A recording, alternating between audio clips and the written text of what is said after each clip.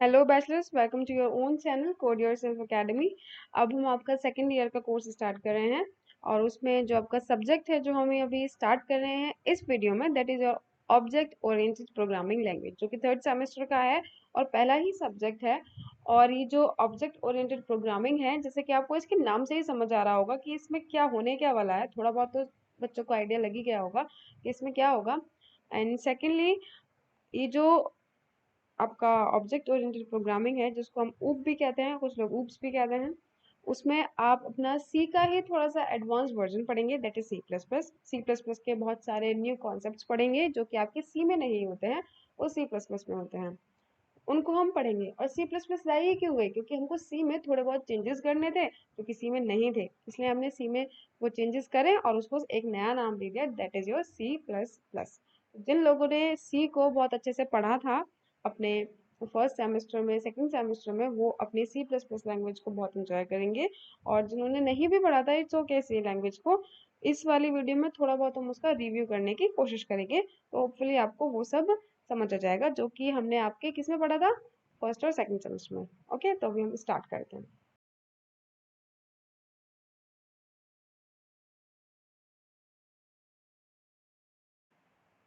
तो ये आपका कोर्स है जो आप लोग पढ़ने वाले हैं आपके थर्ड सेमेस्टर में, और ऑब्जेक्ट ओरिएंटेड प्रोग्रामिंग वाले सब्जेक्ट में। ओके, तो ये आपका यूनिट फर्स्ट है, इसमें खाली इंट्रोडक्शन है और बेसिक टर्म्स एंड आइडियाज हैं। और आपका जो सेकंड यूनिट है उसमें आपके क्लासेस एंड ऑब्जेक्ट्स हैं, यानी कि जो आपका फर्स्ट यूनिट है वो एक तरीके से आपको ज्यादा कुछ तो नहीं बताएगा, बस थोड़ा बहुत ऊपर ऊपर से आपको बता देगा कि हम इसमें ये करने वाले हैं, बस इससे ज्यादा कुछ नहीं होगा। क्योंकि देखिए, इसमें सिर्फ इंट्रोडक्शन है, इसमें लिखा भी है कि ये सिर्फ एक इंट्रोडक्शन है। आपका असली सी प्लस प्लस जो स्टार्ट होगा वो क्लासेस एंड ऑब्जेक्ट से होगा। एंड तो ये आपका यूनिट सेकंड हो गया। और फिर हम आपका यूनिट थर्ड, आपका यूनिट थर्ड है आपका इनहेरिटेंस एंड पॉलीमॉर्फिज्म। ये भी कुछ टॉपिक्स हैं, कुछ जो आपको पढ़ने हैं आपके सी प्लस प्लस में। और फिर आपका यूनिट फोर है जेनरिक फंक्शन। यूनिट फाइव आपका फाइल्स एंड एक्सेप्शन हैंडलिंग। ये अपना सिलेबस देख लीजिए, गो थ्रू कर लीजिए, और इसके अकॉर्डिंगली हम आपको पढ़ाएंगे, और आपको भी पढ़ना है, और इसी से रिलेटेड आपके पेपर में भी क्वेश्चंस आते हैं, राइट। तो हम आपका फर्स्ट यूनिट स्टार्ट कर रहे हैं। बस आपका ये स्लाइड आ गई है फर्स्ट यूनिट की, इंट्रोड्यूसिंग ऑब्जेक्ट ओरिएंटेड अप्रोच। जैसा कि मैंने आपको पहले ही बताया था कि इसमें हम ज़्यादा कुछ नहीं पढ़ेंगे, बस बेसिक टर्मिनोलॉजीज जो हैं वही थोड़ी सी पढ़ेंगे, मच ज़्यादा कुछ नहीं होने वाला है इसमें। ओके, तो इंट्रोड्यूसिंग ऑब्जेक्ट ओरिएंटेड अप्रोच, अब ये क्या है? जैसे कि आपने इसका नाम पढ़ रहे हो, दैट इज ऑब्जेक्ट ओरिएंटेड, यानी कि ऑब्जेक्ट की तरफ ओरिएंट करने वाला, ऑब्जेक्ट की तरह अपने आप को ढालने वाला, एक तरीके से यही, ऐसे यही समझ आ रहा है। ऐसे इसकी डेफिनेशन भी है, object oriented programming uses objects in programming. Objects यानी कि जो रियल लाइफ के ऑब्जेक्ट्स है ना, आप उनको यूज करने वाले हैं प्रोग्रामिंग में। ये होती है ऑब्जेक्ट ओरिएंटेड प्रोग्रामिंग, जब आप अपने ऑब्जेक्ट्स को यूज करो अपने प्रोग्रामिंग में। जो आपका ऊप्स होता है, यानी कि object oriented programming, short form is oops या ऊप, वो उसका काम होता है bind together the data and the functions that operate on them so that no other part of the code can access this data except that function। ये क्या कह रहा है? ये कह रहा है कि ये डेटा और फंक्शंस को कुछ इस तरीके से बाइंड करता है कि वो दोनों एक दूसरे के साथ काम करते हैं, पर लेकिन वो जो फंक्शन है उसको केवल वही एक्सेस कर सकता है जिसके पास उसका ऑथराइजेशन हो, राइट। अभी मैं आपको समझाने की कोशिश करती हूँ। आपने अभी तक जब सी पढ़ी थी, उसमें क्या होता था, आपने एक सी में आपने एक प्रोग्राम लिखा अपना, कोई भी आपने अपना एक प्रोग्राम लिख दिया, तो उस प्रोग्राम को जो आप फंक्शन उसमें डालते थे उसको कोई भी एक्सेस कर सकता था, राइट। उसमें चेंजेस जो लाने थे वो कोई भी एक्सेस कर सकता था, और वो साफ साफ दिख रहा था कि वहाँ क्या हो रहा है। अगर आपने कोई एडिशन का प्रोग्राम बनाया तो उसमें आपने लिखा कि C is equals to A plus B, right. और फिर आपने अपनी इस सी की जो वैल्यू है वो आपने प्रिंट करवा दी। आज तक आपने यही तो करा है। और ये जो इसमें फंक्शन चल रहा है वो तो आपके जो यूजर है उसको दिख रहा है कि हाँ ये फंक्शन चल रहा है, और वो चाहे तो उसको चेंज भी कर सकता है, ए माइनस बी कर दे, कुछ भी कर सकता है इसमें, उसके पास ऑथराइजेशन है। बट आपका जो सी प्लस प्लस है जो हम पढ़ रहे हैं, इसी वजह से इसको पढ़ रहे हैं, इसमें क्या होता है कि जो आपके ये जो फंक्शंस हैं इसको केवल जो लिख रहा है या जिसके पास ऑथराइजेशन होती है वही इनको देख सकता है, राइट। आपको, आई होप आपको थोड़ा बहुत समझ आ रहा होगा क्या मैं समझाना चाहती हूँ, यही सब समझाना चाहती हूँ बेसिकली। तो आपका जो ऑब्जेक्ट ओरिएंटेड प्रोग्रामिंग है उसकी जरूरत क्यों पड़ी, ये समझना ज्यादा जरूरी है। तो यहाँ पर आपको ये समझाने के लिए पहले हमको पता होना चाहिए कि प्रोसीजरल लैंग्वेज क्या होती है। प्रोसीजरल लैंग्वेजेस वही आपकी सी जो आपने अभी पढ़ी है, आप तो बस सी को ही जानते हैं प्रोसीजरल के नाम पे। वो एक प्रोसीजरल लैंग्वेज है। प्रोसीजर से समझ आ रहा है कि हाँ इसमें कोई प्रोसीजर चल रहा है, कि जैसा उसने बता दिया। हम लोग उसमें क्या करते हैं, पहले आप एक कोड लिख लेंगे, सॉरी एल्गोरिथम लिख लेंगे, उसके अकॉर्डिंग आप स्टेप्स फॉलो करेंगे और आप अपना कोड लिखते हैं, यही होता है उसमें। ये होती है प्रोसीजरल लैंग्वेज। ओके। और ऑब्जेक्ट ओरिएंटेड अप्रोच क्या होती है, आप ऑब्जेक्ट को अपना उसको ऑब्जेक्ट के पॉइंट ऑफ व्यू से सोचते हैं और फिर अपना प्रोग्राम लिखते हैं, राइट।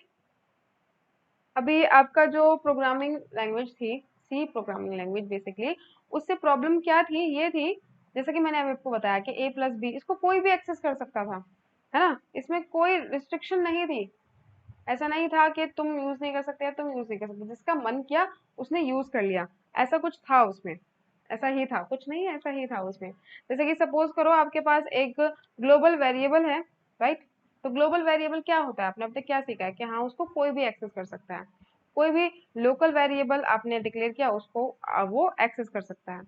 इधर भी आपने एक लोकल वेरिएबल डाल दिया, वो भी उसको एक्सेस कर सकता है। तो इससे क्या हो रहा है कि सभी एक दूसरे को एक्सेस कर पा रहे हैं। इससे ना चीजें बहुत ज्यादा पिच पिच सी हो जाती हैं, पिचर पिचर सी, कि ये वाला लोकल वेरिएबल भी इस ग्लोबल वेरिएबल को एक्सेस कर रहा है, ये ग्लोबल भी इसको लोकल को कर सकता है, ये ग्लोबल भी इस लोकल को कर सकता है ना।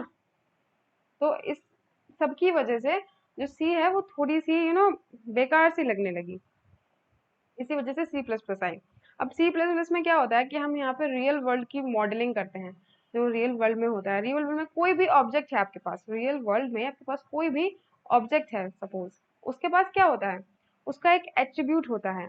एट्रीब्यूट यानी कि उसकी कैरेक्टरिस्टिक्स होती हैं। वो लंबा है, वो छोटा है, वो बड़ा है, वो कैसा है, उसकी आंखों का रंग कैसा है, उसके बालों का रंग कैसा है, that is known as characteristics, right. ये क्या होती है उसकी, ये उसकी कैरेक्टरिस्टिक्स होती हैं, और इन्हीं को हम एट्रीब्यूट्स कहते हैं, राइट। और सेकंड थिंग जो होती है उसका बिहेवियर होता है। बिहेवियर क्या होता है, किसी भी चीज का, किसी भी ऑब्जेक्ट का बिहेवियर क्या होता है, कि वो किसी भी पार्टिकुलर सिचुएशन में किस तरीके से रिस्पॉन्ड करती है, वो उसका बिहेवियर होता है, राइट। तो सी प्लस प्लस में जब हम काम करते हैं वो यही सोच कर करते हैं कि यहाँ पे एक बंदे की, एक ऑब्जेक्ट की कैरेक्टरिस्टिक्स भी होंगी, उसका बिहेवियर भी होगा। जो बिहेवियर होता है वो फंक्शन होता है। फंक्शन जो आपने अभी तक पढ़ा है वो बिहेवियर है, और जो कैरेक्टरिस्टिक्स हैं वो तो डेटा है, वो तो फिक्स है ना, वही रहने वाला है, वो चेंज नहीं होने वाला। तो अभी आपको थोड़ा बहुत समझ आ रहा होगा कि मैं क्या बताने की कोशिश कर रही हूँ, ठीक है। बाकी धीरे धीरे ऑब्जेक्ट क्लासेस तो नेक्स्ट चैप्टर है, उसमें आपको और अच्छे से समझाएंगे।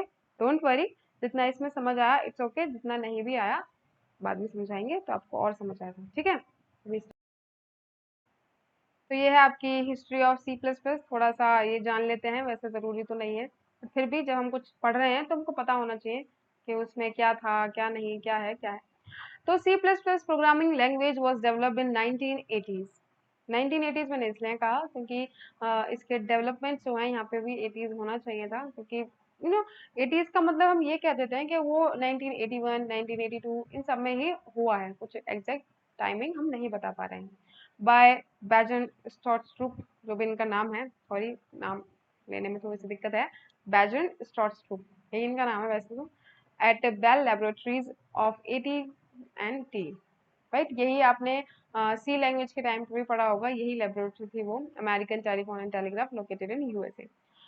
ये founder of C plus plus भी कहे जाते हैं आपके बैजरन स्टॉर्ट्सट्रूप। It was developed for adding a feature of object-oriented programming in C without significantly changing the C component. तो अभी आपको समझ आया कि जो C है, C++ है बेसिकली, वो क्या है। वो जो C++ है आपका, वो C का ही एक नेक्स्ट लेवल का पार्ट है, जिसमें कि इन्होंने क्या करा है, थोड़े बहुत से चेंजेस लाए हैं, थोड़े बहुत से नहीं, बहुत बड़े चेंजेस लाए हैं। दैट इज ऊप्स के ऑब्जेक्ट ओरिएंटेड जितने भी कॉन्सेप्ट्स हैं वो चेंजेस इसमें लाए गए हैं, बाकी सब कुछ सी का ही है। आप ऐसा समझो जैसे कि आपका एक ये यूनिवर्सल सेट है और उसमें से सी है, राइट। मैं आपको भी छोटा सा समझाती हूँ कि ये आपका C++ का सेट है। एक सेकंड, ये अच्छा नहीं बना, थोड़ा सा ढंग से समझाते हैं, है ना। जैसे कि ये आपका एक सेट है C++ का, राइट।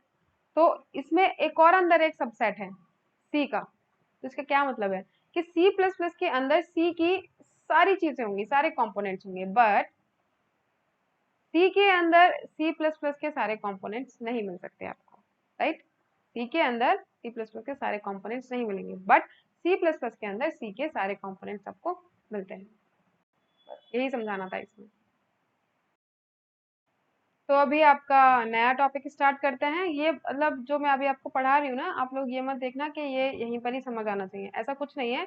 ये जो एब्स्ट्रैक्शन वगैरह है ना, ये आपको मैं दोबारा अलग अलग चैप्टर्स में पढ़ाया जाएगा, यहाँ पे सिर्फ आपको थोड़ा सा रिव्यू दिया जा रहा है। तो पढ़ते हैं एब्स्ट्रैक्शन क्या होता है। Abstraction refers to the act of representing the crucial features without including the additional explanation of such features. Hence, it means providing the end user with their needs but without the details of how the needs were fulfilled.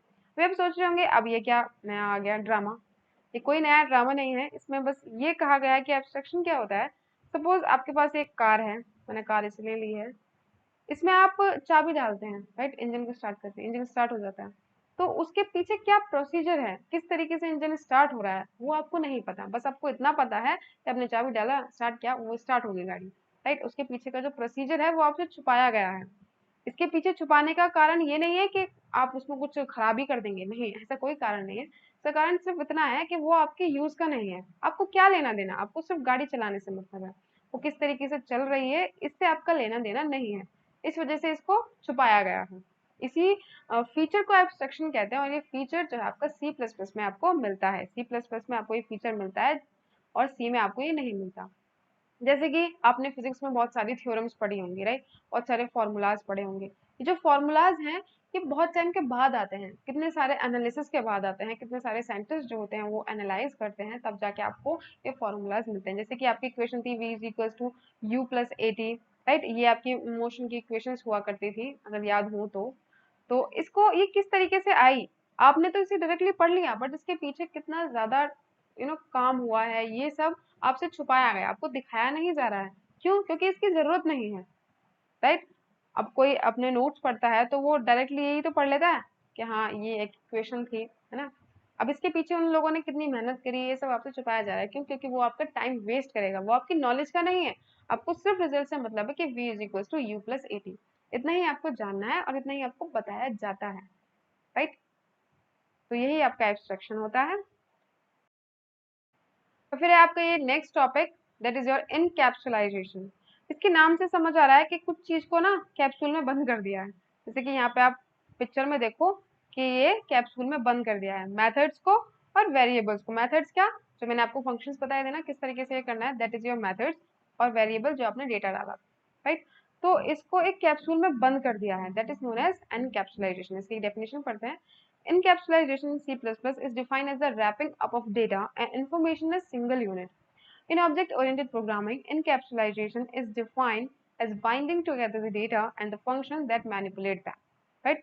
वो सारे data और functions उस सबको छुपाया जाता है। भी आप कहोगे कि यही तो एब्स्ट्रैक्शन में भी पढ़ा था, बट एब्स्ट्रैक्शन में जो डेटा हाइडिंग होती थी, राइट, जो डेटा हाइडिंग होती थी उसका मेन कारण क्या था।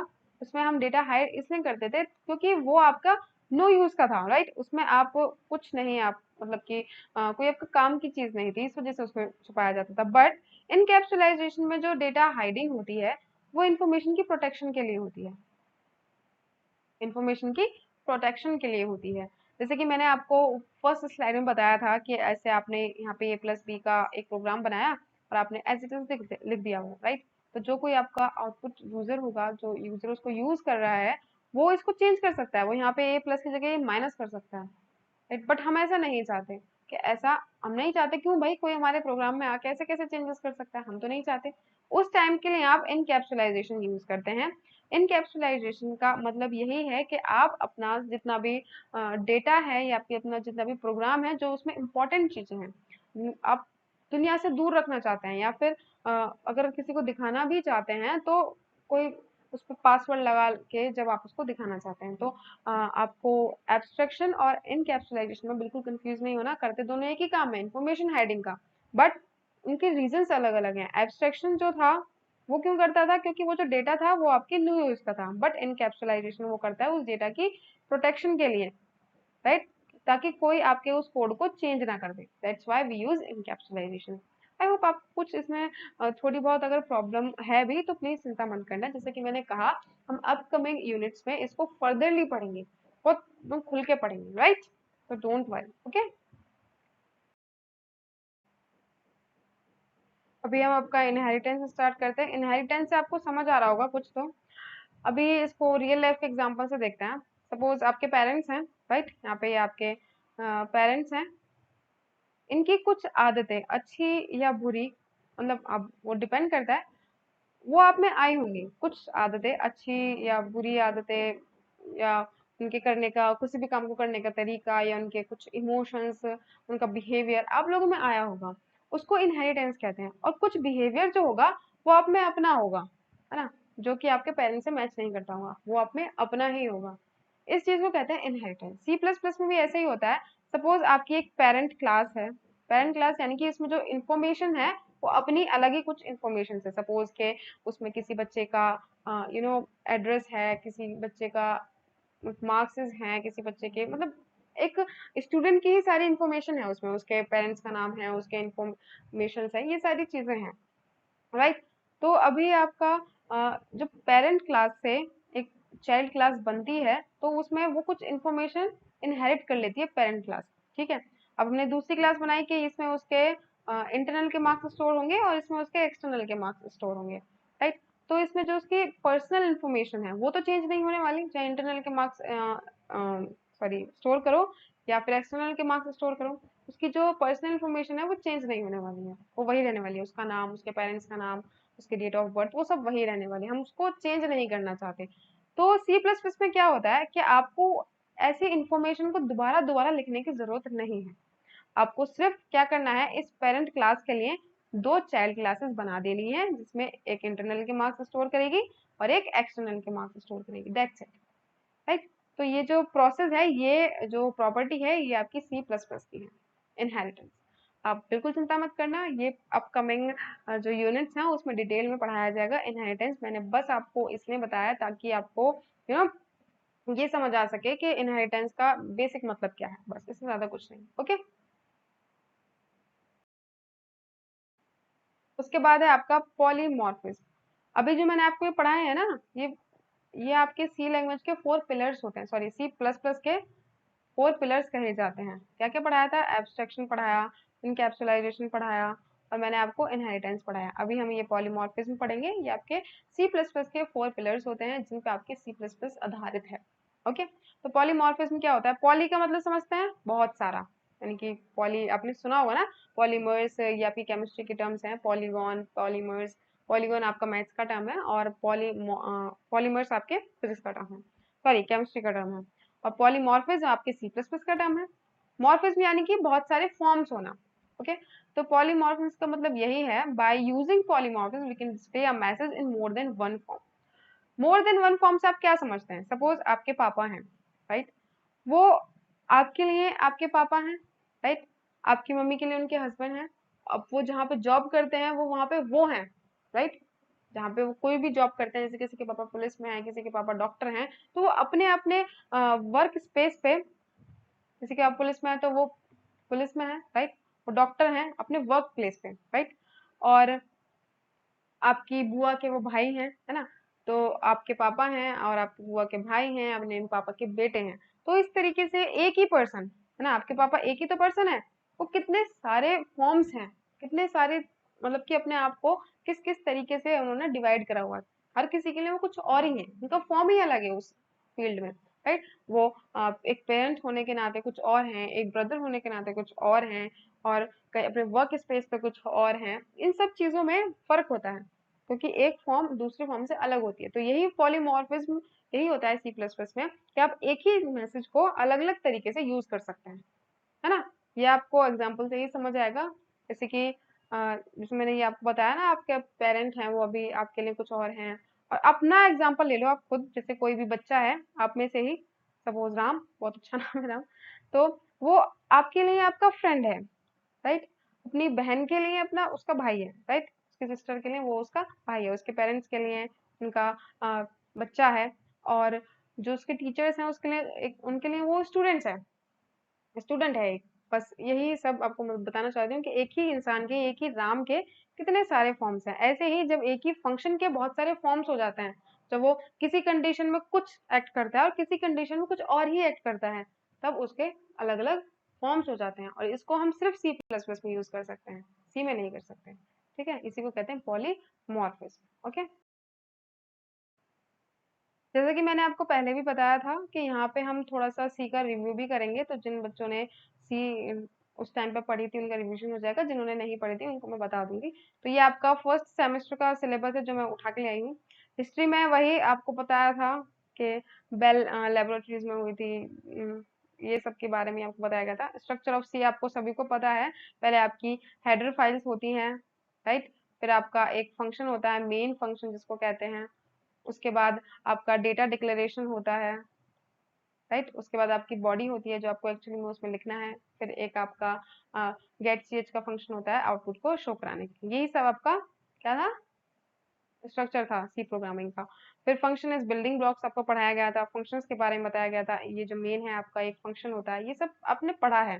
फिर उसके बाद आपका एक कैरेक्टर सेट बताया गया था, सी के टोकन्स बताए गए थे। टोकन क्या होता है, एक स्मॉलेस्ट यूनिट होता है सी में, सबसे छोटी यूनिट वही होती है टोकन, राइट। उसी से ही बढ़ बढ़कर आगे बढ़ती है। ओके, कीवर्ड्स जो कि उसमें पहले से रिजर्व वर्ड्स होते हैं उनको कीवर्ड्स कहते हैं।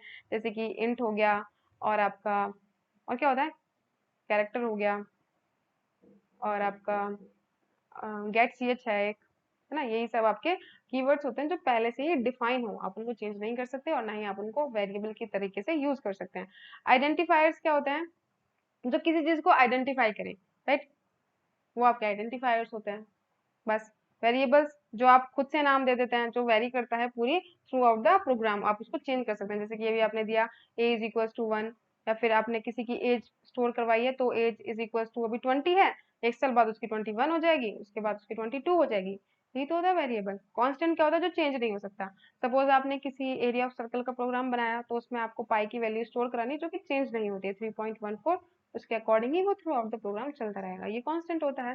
डेटा टाइप्स मैंने आपको बताया था, एक इंटीजर होता है, एक फ्लोट होता है, एक कैरेक्टर होता है, एक डबल होता है। ये सब आपको पता है। इंट पता है ना आपको, 1 2 3 4, फ्लोट पॉइंट्स में आ जाता है जो कि 1 प्रेसिडेंस से होता है। कैरेक्टर जो होता है ए बी होता है, डबल डबल प्रेसिडेंस से होता है, यानी कि 1.21, इस तरीके से।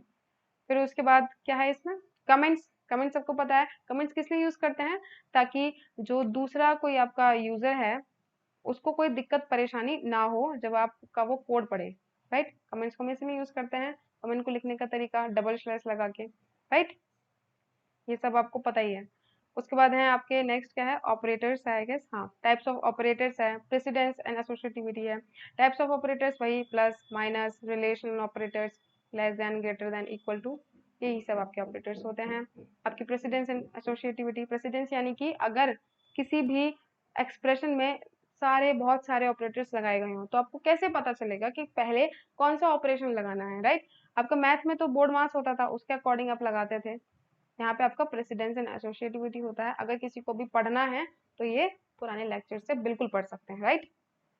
फिर आपका statement and types of statements है, built in operators and functions हैं ये कुछ आपके, जैसे कि प्रिंट एफ, ये पढ़ाना जरूरी है।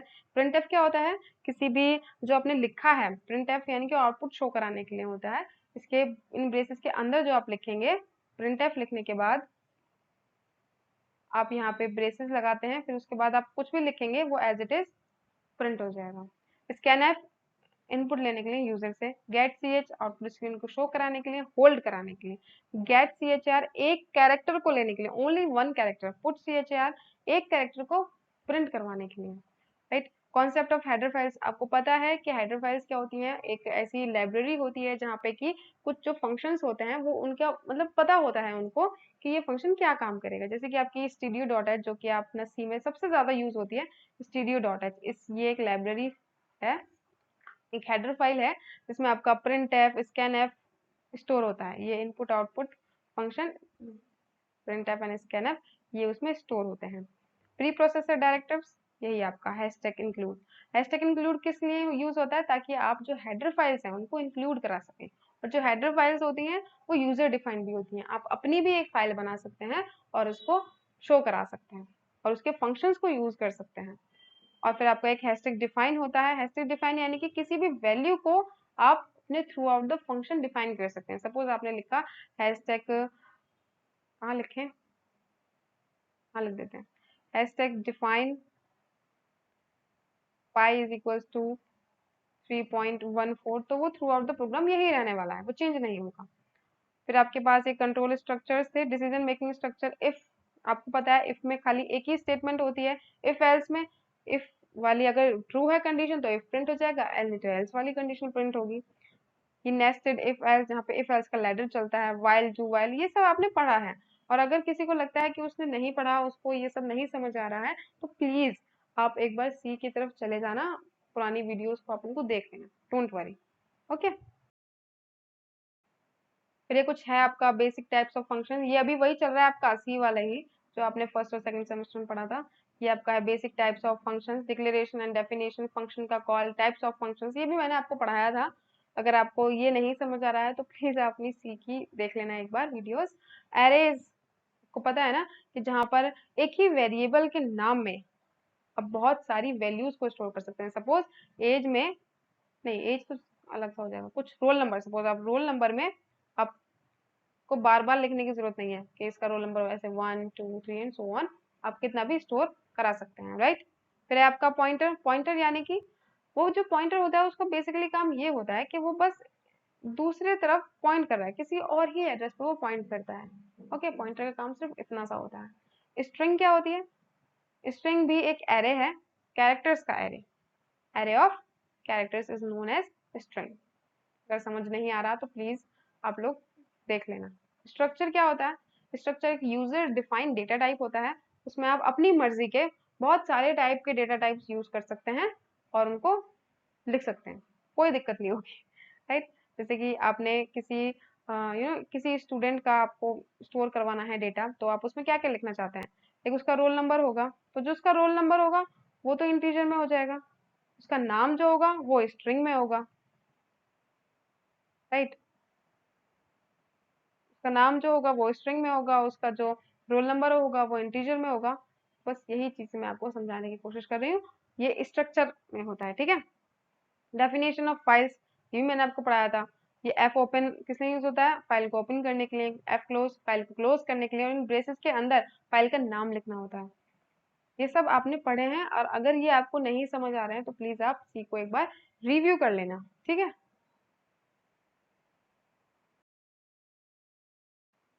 अभी है आपके पास difference between C and C plus plus.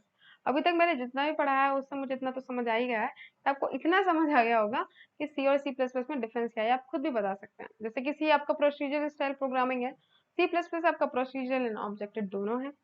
आपका सी में जो डेटा है वो लेस सिक्योर होता है, सी प्लस प्लस में आपका डेटा ज्यादा सिक्योर होता है। इनकैप्सुलाइजेशन, आप उसमें पासवर्ड लगा सकते हैं, या फिर आप चाहें तो उसको ऐसा कर सकते हैं कि सिर्फ आप ही उसको खोलें, है ना, मतलब ये सब आप कर सकते हैं। सी जो होता है वो टॉप डाउन अप्रोच फॉलो करता है, और सी प्लस प्लस जो है वो बॉटम अप अप्रोच फॉलो करता है। ये इसके डिफरेंसेस हैं, ये अगर एग्जाम में आ जाए तो आप इनको इस तरीके से लिख सकते हैं, और आपके अपने कुछ और भी डिफरेंसेस हो तो आप वो भी लिख सकते हैं, right.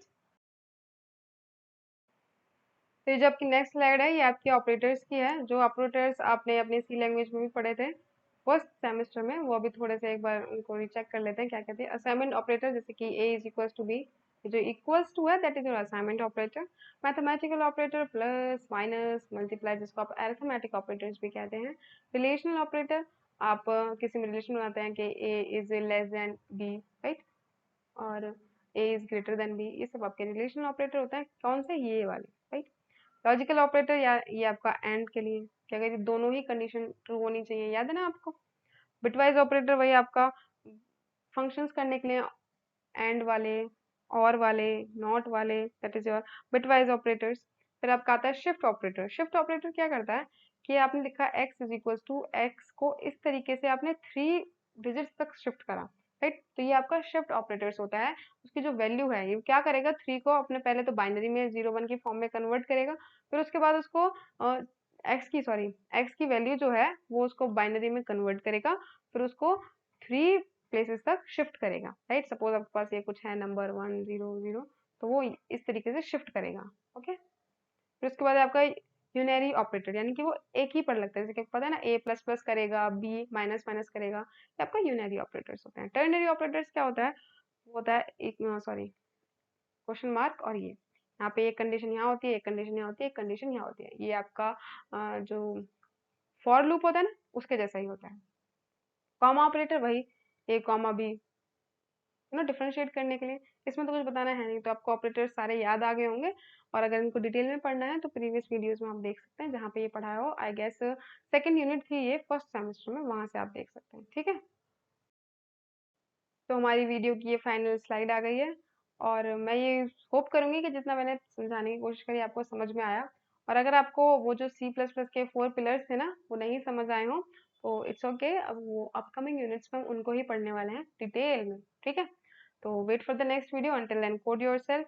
Here is your lovely C smiley, जो मेरे को ढंग से बनानी नहीं आ रही, पर फिर भी आप हंसते रहिए, मुस्कुराते रहिए, और पढ़ते रहिए, पढ़ाते रहिए, और बस मिलते हैं फिर नेक्स्ट वीडियो में। ओके।